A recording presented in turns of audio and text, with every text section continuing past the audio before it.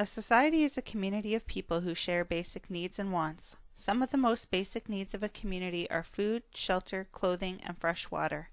Life today, however, is more complex and has increased our wants and needs. Besides basic needs, there are also psychological needs. People need to feel safe and secure in their community. It is not easy for societies to work out who will make decisions and how they will make decisions that will affect the whole society. How will a society balance its shared needs with what individual people or groups want? How will they decide what's fair? Civic conflict occurs in every society because of the struggle between differing views over how needs should be met. It is a natural result of people living together in groups. The expression of the conflict can range from lively discussion and debate to violent action. Governments help us with an organized framework to make decisions concerning our needs and wants. Governments help to carry out and support the decisions they make, and governments also interpret and enforce decisions so people follow what's been decided.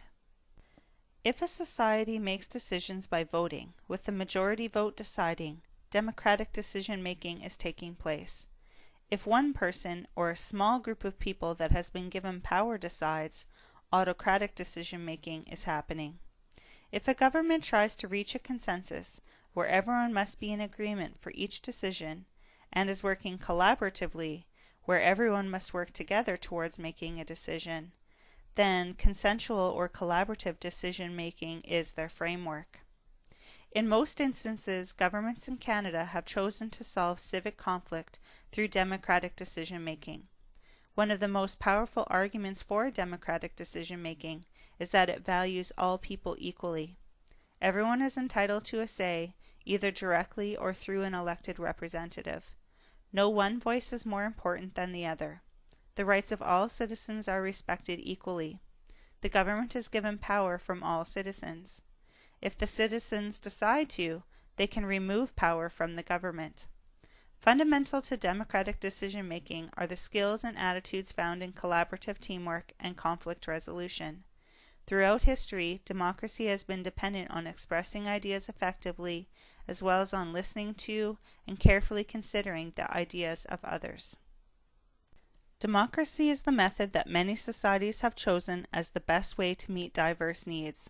The aim of a democracy is the common good. In a democracy, people make decisions that reflect the will of the majority. Members of a democratic society live in freedom. The government is limited in its power and must respect people's rights. True democratic citizens not only enjoy their rights and freedoms, but they also take very seriously the responsibilities of living democratically. A democratic citizen upholds human dignity, respects the rights of others, and works for the common good. And they have a sense of responsibility for other people. Open communication and mass participation are also important responsibilities of the democratic citizen. Consider the 8 elements of democracy shown here in this diagram. In a true democracy, people can enjoy many personal freedoms such as freedom of religion and freedom of expression.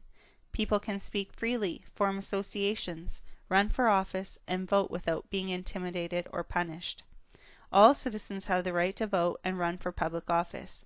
There is no discrimination based on age, race, or gender. Everyone must follow the same laws. These laws are known, predictable, and impartial or unbiased. The laws apply to all, even those in government and important positions. All citizens should be responsible, caring individuals that can work towards the common good. Being aware of others' needs in your community and helping others rather than just worrying about yourself is part of this value. And finally, people protect and uphold the dignity of all people in a democracy.